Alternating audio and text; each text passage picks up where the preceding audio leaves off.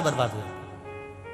जिन्होंने कहा, कई लोग अपने अपने प्रवचन में अपने अपने भाव में कह देते हैं कि राम जी ने चरण लगाया और नारी तर गई। ना ना, मेरे राम, मेरे राघव जी, मेरे राम जी, जब उनको मालूम पड़ गया कि इसमें स्त्री है, उनको मालूम पड़ गया कि गलती के कारण श्राप लग गया, पत्थर की हो गई, तो मेरे राम चरण नहीं लगा सकते क्योंकि ये संत की पत्नी है। मेरे राम जी ने तो चरण उठाया था, उठाया, पवन देव को इशारा करा, उनने हवा चलाई और वो रज अहिल्या को लगी, पत्थर को लगी और वो स्त्री प्रकट हो गई। ऐसे मेरे राम है, उनको चरण लगाने की जरूरत ही नहीं थी।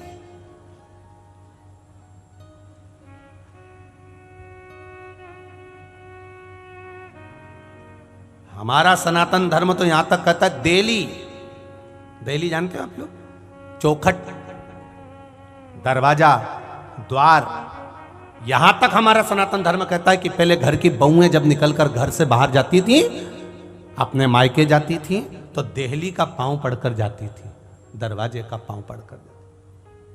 अब सोचो कितना विचित्र हमारा सनातन धर्म होगा। महाराज 20,600 नदी भारत की भूमि पर है। कितनी है?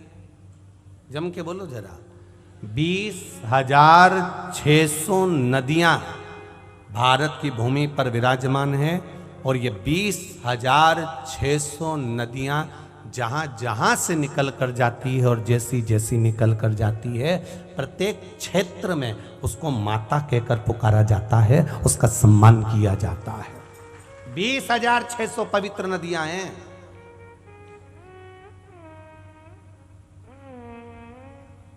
वेदव्यास जी ने शिव महापुराण के अंतर्गत वर्णन करा, स्कंद पुराण में वेदव्यास जी ने लिखा, अगर 20,600 पवित्र नदियां भारत की भूमि पर हैं और 20,600 नदियों में भी आप अगर स्नान नहीं कर पाए, 20,600 नदियों में भी आप डुबकी नहीं लगा पाए, 20,600 नदियों का कभी तुम दर्शन नहीं कर पाए, 20,600 नदियों तक तुम नहीं पहुंच पाए, 20,600 नदियों का आचमन नहीं कर पाए, 20,600 नदियों पर तुम पहुंच नहीं पाए, 20,600 नदियों का तुमने आचमन करा, ना स्नान करा, ना दर्शन करा, तो भी शिव महापुराण की कथा में वेदव्यास जी ने लिख दिया कि अगर 20,600 नदियों तक न पहुंच पाओ तो एक बार शिव महापुराण की कथा तक पहुंच जाना, पूरी नदियों के पवित्रता का भाव तुम्हें प्राप्त हो जाएगा।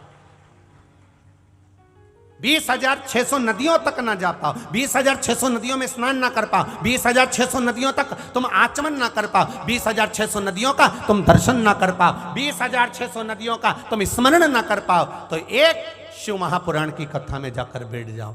7 दिन में तुम प्रतिदिन उन पवित्र नदियों का स्मरण अपने आप तुम्हें होता चले जाएगा और ये शरीर को वो 20,600 नदियों का पुण्य फल अपने आप प्राप्त हो जाएगा, अपने आप। क्या शिव तत्व में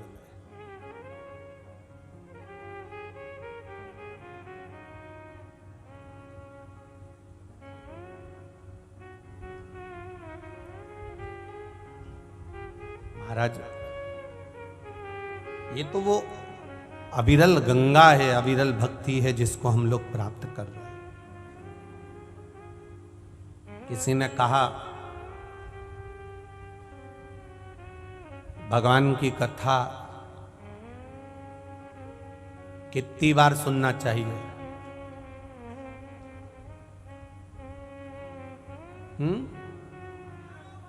हजारों बार सुनना चाहिए। ये है कंजरी के लोग, दमदारी से बोलते हैं चिल्लाकर, 1000 बार तो सुन ही लो।